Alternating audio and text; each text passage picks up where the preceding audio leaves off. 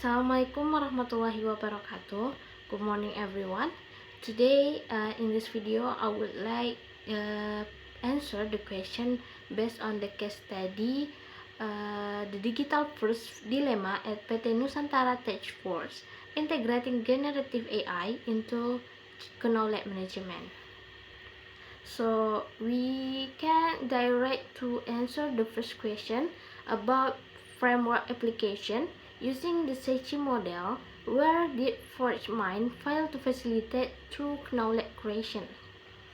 According to Nonaka and Takaichi Sechi model, ForgeMind was successful in some stage of knowledge management but failed in facilitating complete knowledge creation. The first is socialization, is touch it to teach it. ForgeMind partially failed in this stage. The company relied heavily on AI-generated knowledge instead of direct interaction between senior and junior engineers. The hybrid work environment had already reduced informal mentoring and knowledge sharing. As a result, junior employees lost opportunities to learn through observation, experience, and professional dialogue. And then it's externalization, is tacit to explicit. This stage was relatively successful. ForgeMind's engagement agents captured tacit knowledge from select conversations, team transcription, and project reports and transformed it into explicit knowledge stored within the system. The third one is combination, explicit to explicit. ForgeMind was highly effective in combining large volumes of explicit knowledge from manuals, blueprints, and historical documents. However, the system lacked proper data governance, causing outdated and inaccurate information to be merged with current standards. This led to AI hallucination and incorrect recommendation. The next is internalization, is like explicit to tacit. This was the platform's great weakness. Employees consume AI-generated answers without critically evaluating or applying deep understanding. Instead of transforming explicit knowledge into personal expertise, users become dependent on the system. Therefore, genuine learning and skill development did not occur. The next about human capital versus automation. Does generative AI accelerate professional development or create a false sense of competency?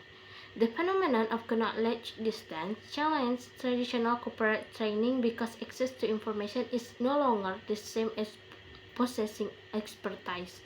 Traditionally, employees develop competence through structured training, mentoring, hands-on experience, and continuous practice. Generative AI changes this process by providing immediate answers and recommendations. While this improves efficiency, it can weaken critical thinking and independent problem-solving skills. On positive side, AI can accelerate professional development because it allows employees to access expert knowledge quickly, solve problems faster, and become more productive. However, AI can also create a false sense of competency.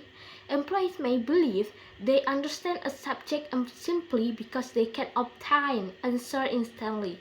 As a result, they might stop questioning information, lose critical thinking skills, and become overly dependent on technology. In the tech force case, junior engineers become faster and more productive, but they did not necessarily become more knowledgeable. The blackout incident clearly demonstrates this problem.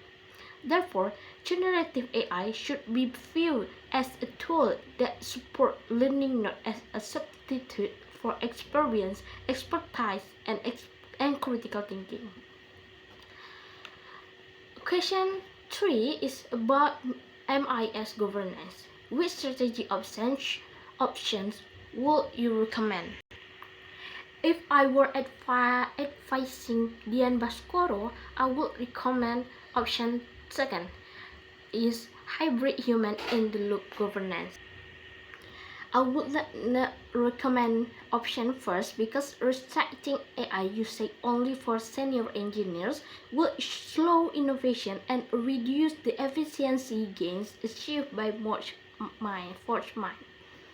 I would also not recommend option 3 because fully autonomous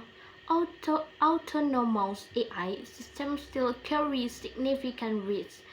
AI hallucination, legal liabilities, and operational failures could cause serious damage to the company. Option 2 offers the most balanced solution.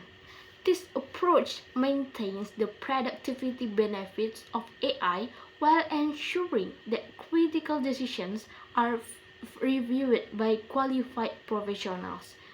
It also encourages employees to develop their own expertise through AI-free competency assessment and regular human oversight.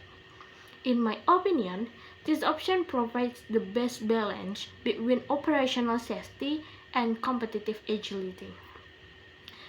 The last question is about strategic data management. The question is, what protocol should a CIO implement to ensure clean and legally compliant data? To ensure data quality and compliance with AI regulation, a CIO should implement several important protocols. First, the company should establish regular data cleansing procedures to remove outdated, duplicated, and inaccurate information. Second, all documents should be classified and managed through a version control system so employees always access the most current and approved information. Third, human validation should be mandatory for high-risk decisions. AI recommendation should never be implemented automatically without expert review. Fourth, the company should maintain complete audit trails and documentation. Every AI-generated recommendation should be traceable to its original data resource. Fifth, clear AI governance policies should be established to define responsibilities, acceptable usage, and risk management procedures.